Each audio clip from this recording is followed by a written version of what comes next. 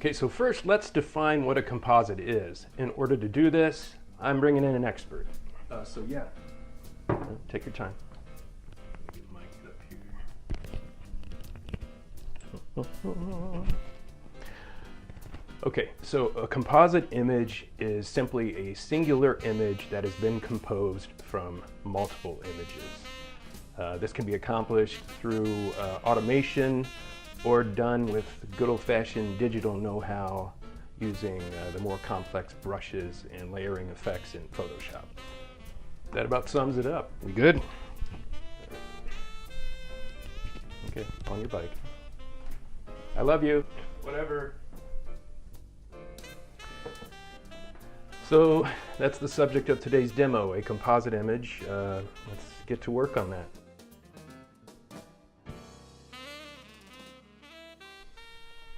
Okay, so as I stated, a composite image is a singular image that is composed of multiple images.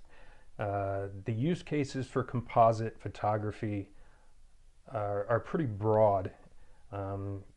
It's widely utilized in commercial photography.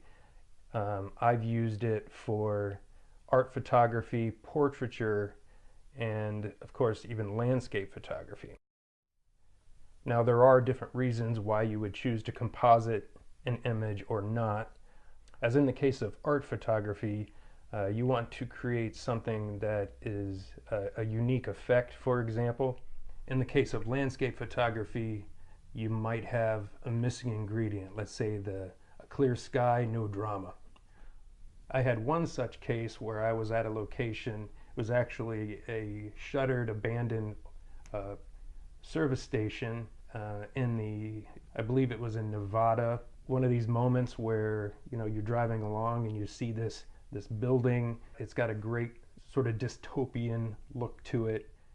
I set up my tripod. I had everything dialed in, and in that case, the missing ingredient was there was no drama whatsoever in the sky. Fortunately, in the other direction, there was some cloud cover. So I took advantage of that moment to make the image and then simply swing the camera toward those clouds and photograph the sky. Later, I merged the two images together, and the resulting image had all the ingredients that I was hoping for. So I thought I would share a few examples from my own work and give you some of the background on how these images were made. So switching over to the screen in front of me, we have this image of a young lady walking with a child in Africa. Now, in this case, this is actually a good friend of mine's daughter, and she had traveled to Africa, and she sent him this photograph of her and this small child. However, it was a low-res image. It was an email attachment. So what he asked me is if I could take the photograph his daughter had sent him and enhance it so that he could print it. I took one look at the image, realizing it was a 72 dpi image attached in an email, and there was really no way it was going to scale. So what I did, I sourced an image from the same geographical location so it would match the color of the dirt, the foliage, and it would actually recreate the scene in a much larger scale. So here we have the image that was provided, and so I took this image that we're looking at and I fused it with a much larger image,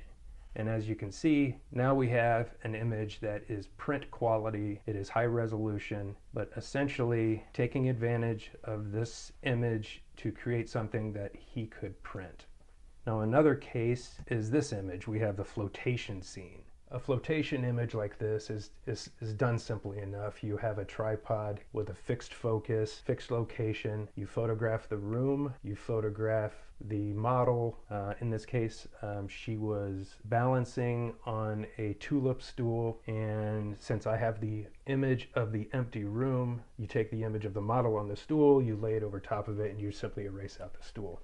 In this particular image, I've taken the same approach, using a tripod with fixed focus, fixed location, photograph the model on the stool, photograph the chair. Now I believe I was actually holding the edge of the chair Now this is an example of a landscape photograph. Again, this is a composite. The background image is actually from Lake Superior in 2015. The foreground image was made on the Mississippi River.